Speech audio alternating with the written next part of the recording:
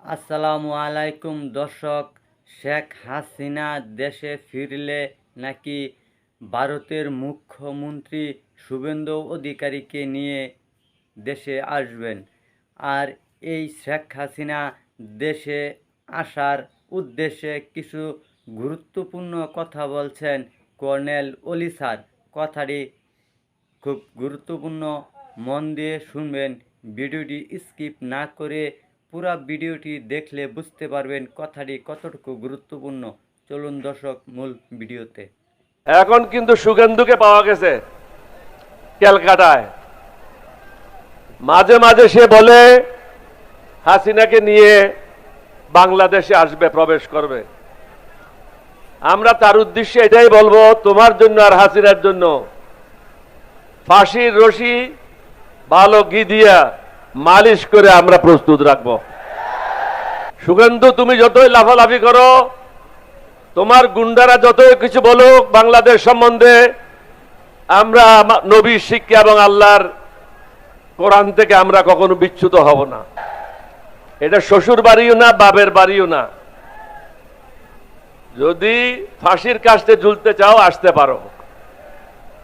আপনারা জানেন 1947 সালের পর থেকে মুসলিম লীগ ছিল, কিন্তু 1971 সালের পরে মুসলিম লীগের স্বাভাবিক মৃত্যুবরণ করেছে। কেউ এই দলকে ধ্বংস করে নাই, বরং আমি যখন বিএনপিতে ছিলাম এদের অনেক নেতাদেরকে বিএনপিতে নিয়ে আসছিলাম, কারণ তারা পার্লামেন্টে পুরানো সংসদ সদস্য ছিল। তাদের ট্রেনিং ব্যতীত বাংলাদেশ সংসদ সদস্যরা সুন্দরভাবে সংসদে কাজ করবে এটা সম্ভব ছিল না। এখন কিন্তু মুসলিম লীগ নাই। অনুরূপভাবে আওয়ামী লীগের স্বাভাবিক মৃত্যুবরণ ঘটেছে। আওয়ামী লীগ আর কখনো বাংলাদেশে আসবে না। যারা ভিতরে আছে তারা গোপনে গোপনে বিভিন্ন দলে প্রবেশ করে ওই দলের সদস্য পদ নিচ্ছে। ভারত থেকে আপনি দেখছেন প্রতিনিয়ত ভারতে মসজিদ জ্বালাই দিচ্ছে, মুসলমানদের উপর অত্যাচার করছে, বিভিন্ন রকম উস্কানিমূলক বক্তব্য রাখছে। আমরা কিন্তু এতে কান দেব না, কারণ আমরা ওই নবীর অনুসারী,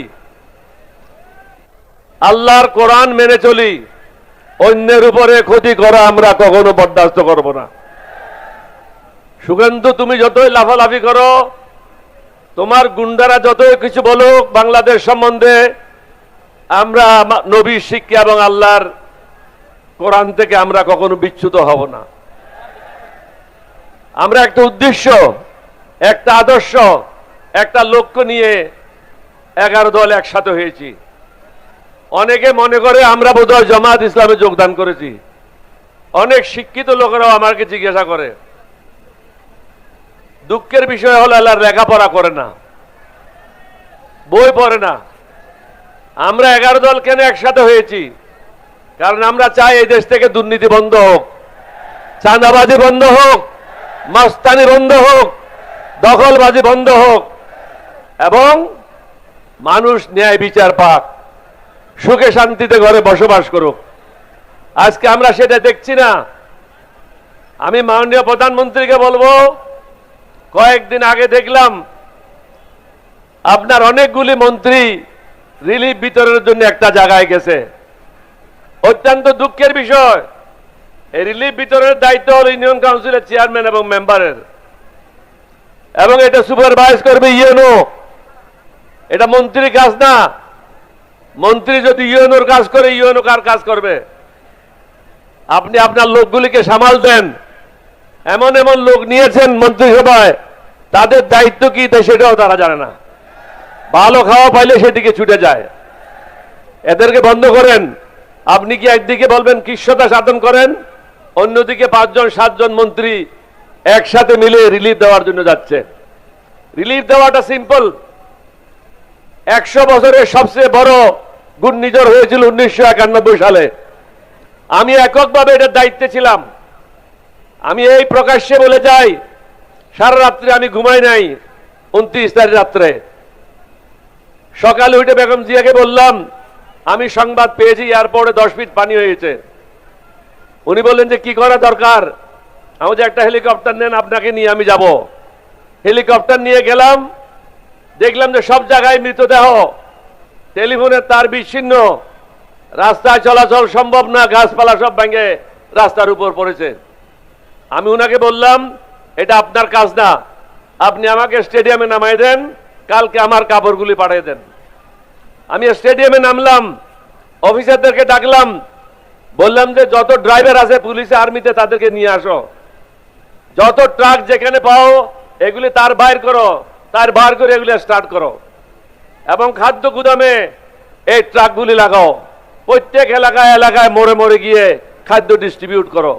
বসার হিসাব, আমাদের হিসাবের কোনো দরকার নাই, আমার মানুষ বাঁচলে তো হিসাবের দরকার, আমার মানুষ মারা গেলে আমি হিসাব দিয়ে কি করব? 1,20,000 মানুষ মারা গেছিল, কই আমি কোন একজন মন্ত্রীকে তো নিই নাই। আমি কিভাবে করলাম? আনসার এবং পুলিশদেরকে দিয়ে করেছি। মা ছেলেকে দাফন করে নাই, বাপ ছেলেকে দাফন করে নাই, কারণ আপনারা সমুদ্র উপকূলের লোক, যে সমস্ত ডেড বডিগুলি সমুদ্রে থাকে, পানিতে ভিজে যায়, আপনি যদি হাত ধরেন হাত চলে আসবে, আঙ্গুল ধরলে আঙ্গুল চলে আসবে, তাহলে এগুলিকে দাফন করবেন কিভাবে? রেডিওতে গিয়া সবাইকে বললাম, বড় বড় যারা কাপড় ব্যবসায়ী আছে আপনারা কাপড় দিয়ে যান সার্কিট হাউসে। কাপড় দিয়ে গেল, কাপড় কেটে কেটে এই ভাসমান মৃতদেহগুলির নিচে একসাথে করে সবগুলিকে জড়ে, কোনোটাতে 10 জন, কোনোটাতে 20 জন, এইভাবেই তাদেরকে দাফন করা হলো। আজকে আপনার মন্ত্রীরা কি শখে যাচ্ছে? খানা খাওয়ার জন্য যাচ্ছে, ভালো খানা দেওয়া বলছে, এই জন্য বেড়াতে যাচ্ছে। বেটা নিজের মন্ত্রণালয় কি হচ্ছে জানো না, আর ওইদিকে রিলিফ নিয়ে টানাটানি করো। আগে মন্ত্রণালয়টা ঠিকভাবে চালো। এখন সবশেষে এটাই বলবো, শুভেন্দু বা তোমার লোকেরা যতই আমাদেরকে উস্কানিমূলক কথা বলে না কেন, আমরা সেদিকে মন দেব না। আমি এখানে ছোট্ট একটা উদাহরণ দিতে চাই। আমার নবী হুজুর পাক সাল্লাল্লাহু আলাইহি সাল্লাম রাস্তা দিয়ে যাচ্ছিলেন, এক হরিণী আওয়াজ করলো, ইয়া মোহাম্মদ মুস্তাফা সাল্লাল্লাহু আলাইহি ওয়াসাল্লাম। আমার রসুল ফিরে দেখলেন, হরিণী তখন বলল, ইয়া রাসূলুল্লাহ, আমার 2টা সন্তান এখনো দুধ খাওয়াইতে পারি নাই, কারণ এই ইহুদি আমাকে ধরে রেখেছে। আমার নবী ইহুদির কাছে গেল, বলল তার 2টা সন্তান আছে, দুধ খাওয়াইতে হবে, তুমি ছেড়ে দাও। বলে এইরকম একটা সুন্দর সুযোগ, এত বড় একটা শিকার আমি ছেড়ে দিতে পারি না। হুজুর পাক বললেন, আমাকে ওর জায়গায় বন্ধ করে রাখো রশি দিয়ে, হরিণীকে ছেড়ে দাও। বলে আপনি ভুল করছেন, জঙ্গলের হরিণ কখনো আর ফিরে আসবে না। হুজুর পাককে বন্ধ করে রাখলেন, হরিণী ঘরে গেল দুধ খাওয়ানোর জন্য। সন্তানরা জিজ্ঞাসা করলো, মা তুমি এত দেরি করছো কেন? বলে দেরি করার কারণ হলো, আমাকে ইহুদি ধরে রাখছিল এবং ছাড়ছিল না, আমার জায়গায় নবীকে রশি দিয়ে বন্ধ করে রেখেছে এবং আমাকে টাইম দিয়েছে তোমাদেরকে দুধ দিয়ে আবার ফিরে যাওয়ার জন্য। বলে মা এই অবস্থায় নবীকে বন্ধ রেখে আমরা দুধ খাইতে পারি না। হরিণী 2 ছেলেকে নিয়ে ওই জায়গার জন্য রওনা হলেন। হুজুর পাককে যখন দেখলেন, হুজুর পাক জিজ্ঞাসা করলো, তুমি এই কাজটা কেন করলা? এখন তো তোমার শিশুর জন্য বিপদ ডেকে এনেছো। হরিণীকে জিজ্ঞাসা করলো, কি হলো কি হলো, সবকিছু শুনলো। ইহুদি আশ্চর্য হয়ে গেল, হরিণ কিভাবে ফিরে আসলো। আমার এখানে বলার উদ্দেশ্য হচ্ছে, নবীর কথা পশু বুঝলো, কিন্তু আমাদের সরকার বুঝে না কেন, আমাদের ভাইয়েরা বুঝে না কেন? রহমতুল লিল আলামিন, এই নবী শুধু মুসলমানদের জন্য না, পৃথিবীর সবকিছুর জন্য এই নবীকে প্রেরণ করা হয়েছে। আপনারা তো সুন্দরভাবে বক্তব্য রেখেছেন। ফখরুল ইসলামকে বক্তব্য রাখতে আমি শুনেছি যে কোরআন সুন্নাহর বাইরে আমরা কিছু করব না। সালাউদ্দিন বলছে ইসলাম ধর্মের বাইরে আমি কিছু করব না। সালাউদ্দিনের বাপ তো মসজিদের ইমাম ছিল। আরো কয়েকজনে বক্তব্য রাখছে, তারা বললো যে ইসলাম ধর্মের বাইরে কিছু করব না। তাহলে এই সংস্কারগুলি করছে না কেন? এগুলি কি ইসলাম ধর্মের বাইরে? মেহরবানি করে সংস্কারগুলি করে এই জাতিকে মুক্তি দেন। আমরা যারা বিরোধী দলে আছি আমরা আপনার শত্রু না, আমরাই হলাম আপনার মিত্র। কারণ আমরা সুন্দর বাংলাদেশ গঠন করতে চাই। এই বাংলাদেশের জন্য যুদ্ধ করেছিলাম, এটা আপনাকে বুঝতে হবে। আমি দেখলাম পরশুদিন বোয়ালখালীর থেকে কেবা কারা আপনার বাবা সম্বন্ধে বলছে ওর মাকে নাকি খালা ডেকেছে, ওর অ্যারেস্ট করেন। আপনার বাবা কারো মাকে খালা ডাকে নাই, সুযোগ সুবিধা নেওয়ার জন্য করছে।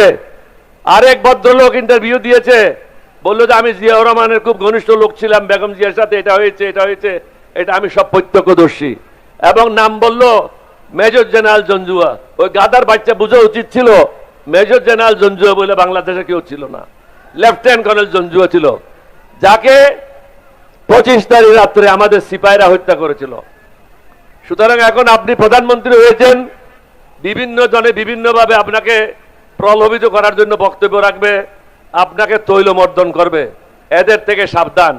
আমরা কিন্তু 11 দল তৈলমর্দনকারী দল না, আমরা যেটা সঠিক সেটাই বলবো।